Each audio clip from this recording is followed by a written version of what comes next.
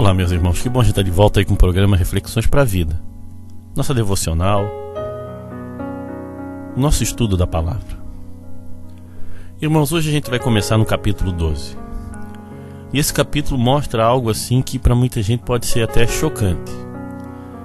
Mas muita gente acha que por se converter ou fazer parte do povo de Deus, a gente está isento de passar por lutas ou por problemas. Muita gente acha que Deus vai proteger de tudo. A grande promessa do Senhor é a salvação, no novo céu e na nova terra. E enquanto a gente estiver passando aqui nessa vida, nós estamos sujeitos a sofrer com as situações desse mundo. Não existe uma proteção maior ou menor. Existe um Deus que cuida da gente e, acima de tudo, um Deus que cuida do grande plano para a salvação da humanidade. E nesse texto acontece uma cena das mais assustadoras, vamos dizer assim.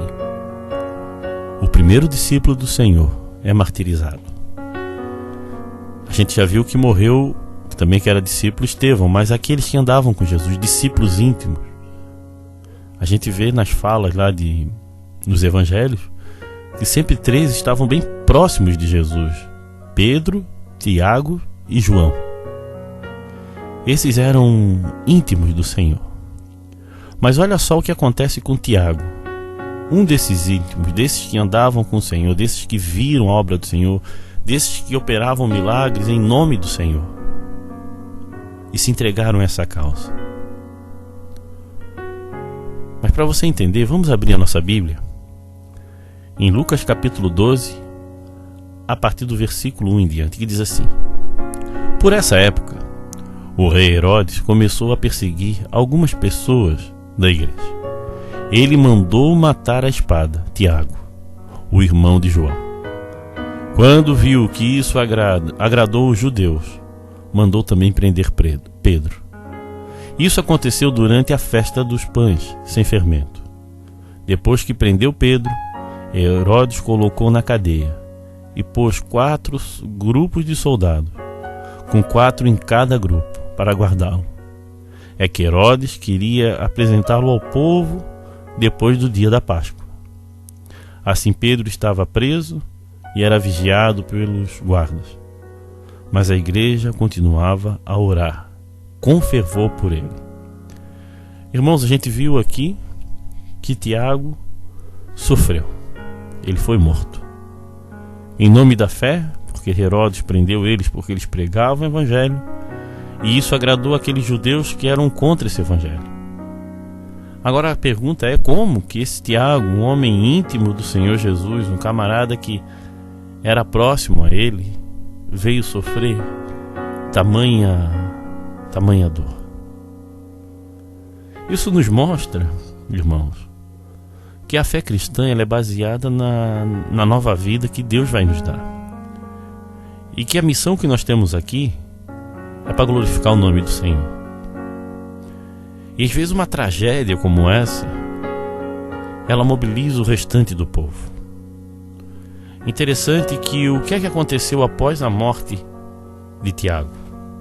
A igreja despertou.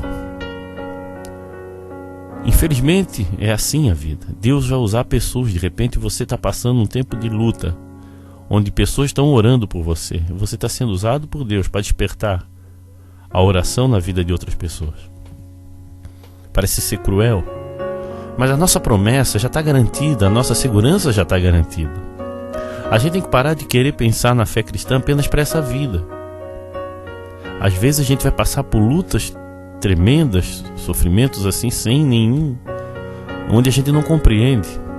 Por exemplo, agora há pouco tempo esse avião com esses jogadores, algo que marcou realmente a nossa nação, onde as pessoas se perguntam onde está Deus nisso tudo. A questão é que muita gente começou a perguntar a respeito da fé e a respeito de Deus. E os que estavam lá, que eram cristãos, estavam salvos, estavam com Jesus. A questão toda é que tragédias acontecem nessa vida. A gente tem que parar de olhar com um olhar romântico, porque quando a gente sofre alguma coisa, a gente desespera, porque parece que foi dito que o crente não ia passar por nenhuma dificuldade. Então, um segredo para a gente estar em paz com a vida, em paz com Deus, é começarmos a entender que nesse mundo nós vamos ter aflição. É isso que Jesus falou.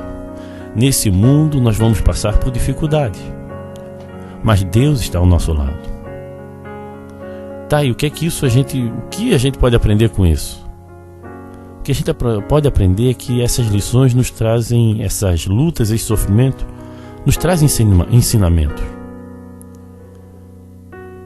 Nos ajuda a crescer e nos aprimora. E a gente vê que isso também não é só sobre nós que vem o crescimento, vem sobre a vida de outros. O que é que aconteceu com a igreja? Com a morte de Tiago? Oraram, intercederam. Agora, Pedro, ele estava na mesma situação, ele ia morrer também, mas a igreja resolveu orar. Que é outro ponto. Quando o povo de Deus está reunido em oração, milagres acontecem. Amanhã eu vou falar sobre esse grande milagre. Mas o fato é que essa tragédia mobilizou a igreja a orar. Irmãos, a gente tem que entender que o poder da oração, ele restaura, ele muda. Mas a oração do povo de Deus, não é só a tua oração, é você junto com alguém interceder. Então a gente pode aprender nesse texto que nessa vida a gente vai passar por dificuldades. As nossas dificuldades levam pessoas a orar por nós e orar e falar com Deus. E terceiro, esses problemas nos aperfeiçoam. Nós temos que começar a tirar lições das coisas ruins e parar de lamentar. E começar a entender que Deus pode revirar tudo e mudar tudo nas nossas vidas. Mas o que nós temos que aprender é permanecer seguros na mão do Senhor e confiar em seus planos e seus propósitos. Por mais loucos que pareçam, por mais difíceis que sejam de encarar. Irmãos, eu tenho visto muita gente buscando algo que Deus não prometeu, falando de promessas que não estão na Bíblia. Claro que Deus prometeu proteger os seus filhos, está ao nosso lado.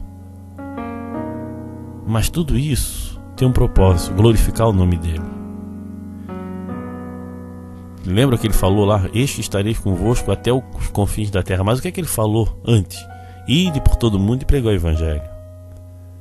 O grande plano do Senhor não é trazer bem-estar, é salvação.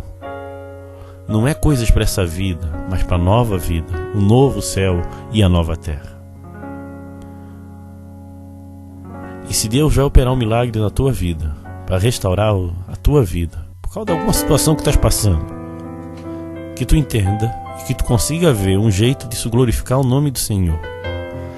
Desse milagre que vai acontecer com você, levar outras pessoas a se arrepender dos seus pecados e buscar ao Senhor. A morte de Tiago fez a igreja orar como nunca. Porque de repente eles podiam pensar, esse é um dos apóstolos, não está protegido, não vai acontecer nada com ele. E de repente, esse homem morre. Isso tirou o chão daquela turma. Mas sabe o que eles fizeram? Não saíram fugindo. Talvez alguns começaram a orar e buscar o Senhor. Foi o que aconteceu com o próprio Cristo. Quando Cristo foi crucificado, para alguns a casa caiu, perdemos isso. Tanto que o próprio Senhor Jesus vai atrás de alguns, convidá-lo a voltar, a seguir os propósitos dele. Dificuldades, irmãos, surgem. Mas muitas vezes, quando um servo do Senhor cai ou sofre, você não pode desistir da fé. Você tem que fortalecer a tua fé, confiando nos planos de Deus. Não desista, não canse, continue lutando, olhando para Cristo e se aperfeiçoando nele. E aprenda com as lutas, porque elas vão vir, mas elas nos aperfeiçoam. E elas aperfeiçoam não só a nossa vida, mas aqueles que estão ao nosso redor. Amém? Que Deus te abençoe, irmão. Pense nisso com carinho e com amor. A gente vai orar. Se você está passando por um momento difícil, nós podemos orar por você. Então mande o seu motivo de oração via SMS ou WhatsApp no 8404-4148.